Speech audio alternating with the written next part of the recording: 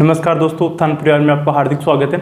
आज अपन बायोलॉजी के कुछ इंपॉर्टेंट क्वेश्चन लेके आए हैं जिन पर अपन डिस्कस करते हैं। ठीक है, पहला क्वेश्चन देखते हैं अपना कि एस और भी कम निम्न में से विटामिन है। अपना पहला क्वेश्चन ही विटामिन से पूछा गया अपने से, तो अपने को इससे देखने से पहले अपन समझते हैं कि विटामिन होता क्या है और विटामिन के क्या काम होते हैं अपने बॉडी के अंदर। ठीक है, विटामिन की बात करें तो विटामिन की खोज किसने की थी? विटामिन की खोज की बात करें अपन की विटामिन की खोज किसने की थी? हॉफकिंग ने। हॉफकिंग ने 1911 के अंदर विटामिन की खोज की थी। ठीक है, विटामिन की खोज हॉफकिंग ने 1911 के अंदर की थी। विटामिन नाम पंक ने दिया था। ठीक है, 1912 के अंदर विटामिन नाम किसने दिया था? पंक ने दिया था 1912 के अंदर। ठीक है, विटामिन की कमी से क्या होता है? कमी से अभाव रोग हो जाता है।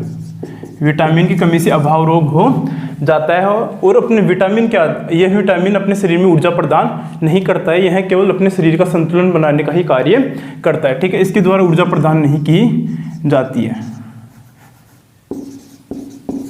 यह केवल अपने शरीर में संतुलन बनाने का ही कार्य करता है। ठीक है, मुख्यतः विटामिन की बात करें दो प्रकार का होता है। ठीक है, एक तो वसा में विलय, एक होता है जल में विलय। वसा में विलय विटामिन की बात करें तो ए, डी, ई और के, एडिक। ए, डी, ई, के यह चार होते हैं जो वसा में विलय होते हैं। और जल में विलय की बात करें तो B and C. B and C यह दो विटामिन होते हैं जो जल में विलय होते हैं और वसा में विलय होते हैं ए, डी, ई और के। ठीक है, आगे अपन बात करते हैं विटामिन की। अपन ने बात कर ली बेसिकली कि विटामिन होता क्या है, विटामिन की खोज किसने की थी। क्वेश्चन की तरफ चलते हैं कि एस को और भी कम निम्न में से विटामिन होता है, तो इसका राइट आंसर रहेगा विटामिन सी। ठीक है, इसमें क्या होता है, जितने भी रूटेसी कुल के प्लांट होते हैं, जितने भी रूटेसी कुल के प्लांट होते हैं अपने, उनके अंदर विटामिन सी प्रचुर मात्रा में पाया जाता है। रूटेसी कुल वाले यानी जो भी खट्टे फल वाले प्लांट होते हैं उनके अंदर यह प्रचुर मात्रा में पाया जाता है क्या? Vitamin C. ठीक है, इधर देखते हैं विटामिन सी। रूटेसी कुल के प्लांट यानी जो खट्टे फल वाले प्लांट होते हैं,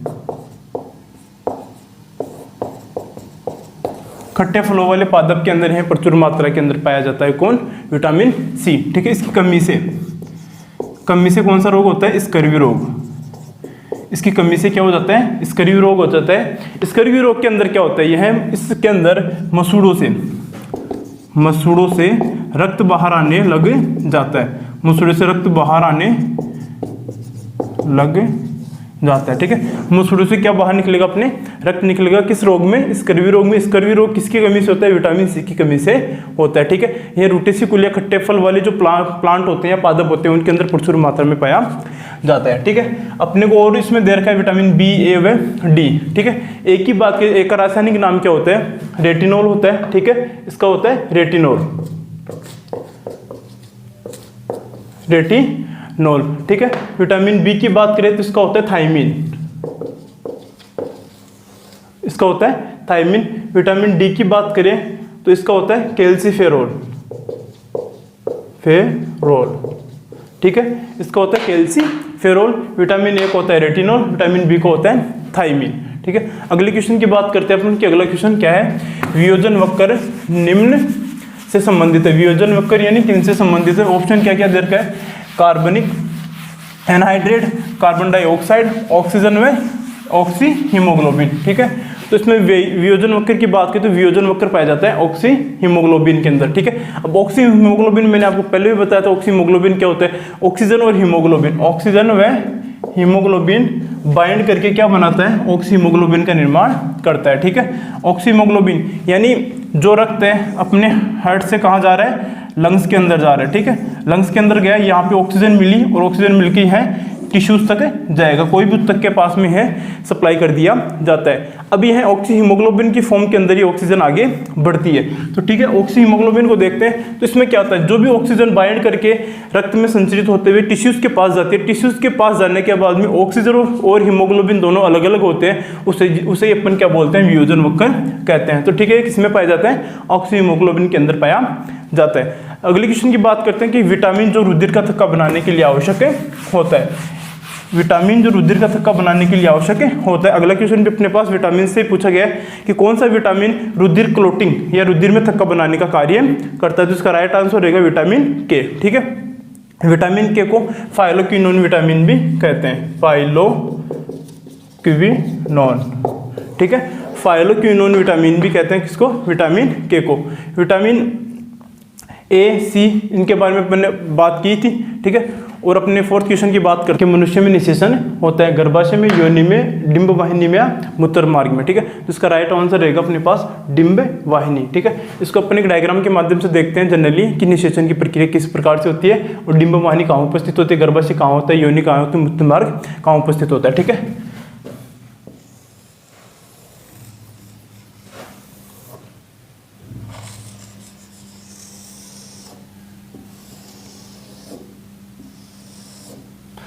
ये एक मादा जनन तंत्र का डायग्राम है। ठीक है, ये होता है योनि द्वार,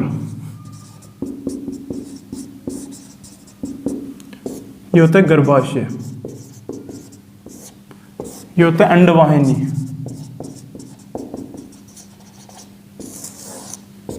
ठीक है। अब इसमें क्या होता है कि यहाँ पे स्पर्म को डाला जाता है। ठीक है, बहुत सारे क्वांटिटी के अंदर स्पर्म को यहाँ पे डाला जाएगा। स्पर्म क्या करेंगे, यह गतिशील होते हैं जो गति करके आगे की तरफ जाते हैं। ठीक है, आगे की तरफ जाएंगे, आगे की तरफ जाकर यह अंडवाहिनी की तरफ जाते हैं, यहाँ पे अंडा उपस्थित होता है। ठीक है, अंडवाहिनी से अंडा बाहर की तरफ निकलता रहता है और स्पर्म अपने यहाँ से प्रारंभ हो जाते हैं गति करना। ठीक है, ये यहाँ पे जाके इसको फर्टिलाइज कर देंगे।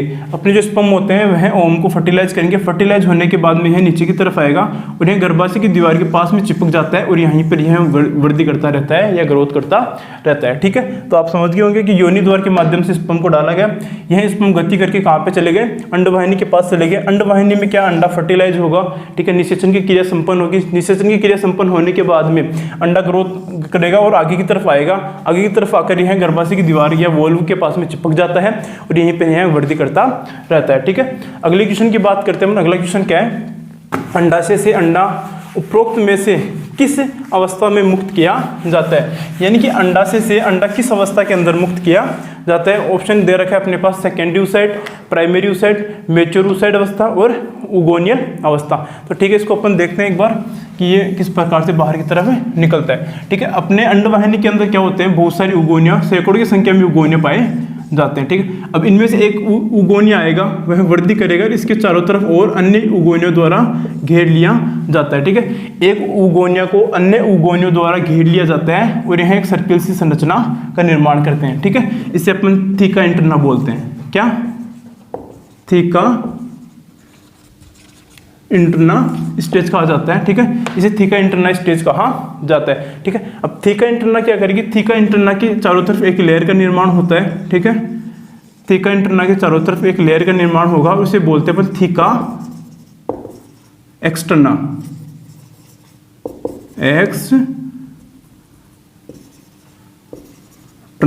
थीका एक्सटर्ना बोलते हैं। ठीक है, थीका एक्सटर्ना क्या होगा, इसमें थोड़ी वृद्धि होगी। वृद्धि होने के पश्चात में क्या होगा, सेकेंडरी oocyte अवस्था का निर्माण करता है। ठीक है, किसका निर्माण करेगा, यह सेकेंडरी oocyte अवस्था का निर्माण करता है। सेकेंडरी oocyte अवस्था ही आगे चल के बाहर की तरफ निकलती है। इसमें फर्टिलाइज होगा, ये मैच्योर होगी, मैच्योर होने के बाद फर्टिलाइज होगा, फर्टिलाइज होने के बाद में जो गर्भाशय की वॉल होती है उसके पास में चिपक जाएगी और वहां पर वृद्धि करती रहती है। तो कौन सी अवस्था के अंदर, क्वेश्चन में क्या पूछा था अपने से कि कौन सी अवस्था के अंदर अंडा इससे किससे, अंडाशय से बाहर की तरफ निकलता है, तो अपना राइट आंसर रहेगा इसमें सेकेंडरी oocyte अवस्था के अंदर यह बाहर की तरफ निकलता है। आप देख सकते हो उगोनियल।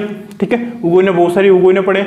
उगोनिया में क्या होगा कि एक उगोनिया के चारों तरफ क्या होगा, अन्य उगोनिया घेरा बना लेंगे।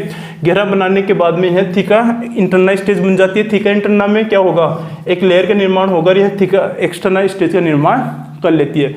थीका एक्सटर्ना क्या होगी, यहाँ आगे चल के सेकेंडरी oocyte अवस्था का निर्माण कर लेती है और सेकेंडरी oocyte अवस्था में ही आगे निकलने के पश्चात यह मैच्योर होगा, इसमें फर्टिलाइज होगा। फर्टिलाइज होने के बाद में ये गर्भाशय के वॉल के पास में चिपक जाएगा और यहीं पे वृद्धि करता रहता है। ठीक है, और एक एम्ब्रियो या भ्रूण का निर्माण कर लेता है।